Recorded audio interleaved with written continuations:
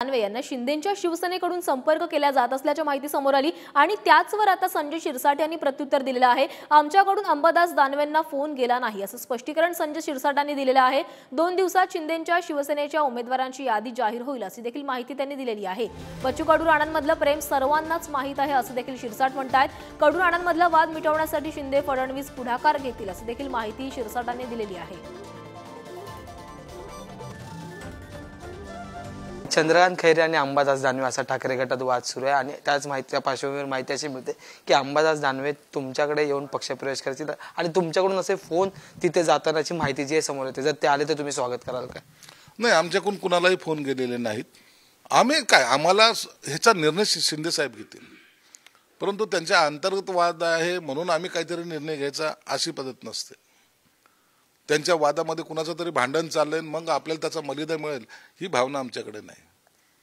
त्यांचे वाद पूर्वीपासून होते, आज नाही, गेली 10 वर्षापासून वाद चालू आहे त्यांचे की आम्ही जे काही उठाव केला आहे त्याचं कारणच हे होते की तुमच्याकडून जो वागणूक, जी हुकुमशाहीची वागणूक आहे ती हुकुमशाहीची वागणूक आता या काळामध्ये चालत नाही। प्रत्येकाला पर्याय हा आहे। सर, याआधी तुम्ही असं म्हटलं होतं की 20 जागांसाठी तुम्ही आग्रही, मागच्या वेळेस 2019ला तुम्ही 22 जागांवर उमेदवार दिला होता, 18 खासदार आले होते, आता 13 खासदार तुमच्यासोबत। यंदा किती जागा तुमच्या वाटेला येतील? 20 जागा मागे तुम्ही म्हटलं तर शेवटी ते 18 पर्यंत आले होते, आता तो आकडा किती झालाय? आकडा किती कमी झालाय असं माझं मत नाहीच आहे। आणि काही निर्णय जे असतात ते जेव्हा नेता ज्यांना आपण निवडतो त्यांच्यावर सोडून दिले पाहिजेत।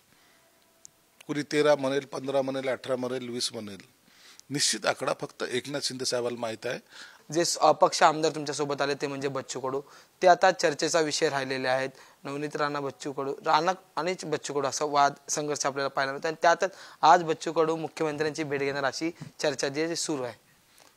बच्चू कडू आणि रवी राणा यांचं असलेलं प्रेम तुम्हा सर्वांना माहिती आहे, म्हणून एखाद्या मतदारसंघामध्ये असे संघर्ष, भांडणं हे होत असतात आणि त्याचा तोडगा काढण्यासाठी किंवा त्या दोघांनाही समजूत घालण्यासाठी एकनाथ शिंदे साहेब असतील की देवेंद्र फडणवीस साहेब असतील हे सक्षम आहेत।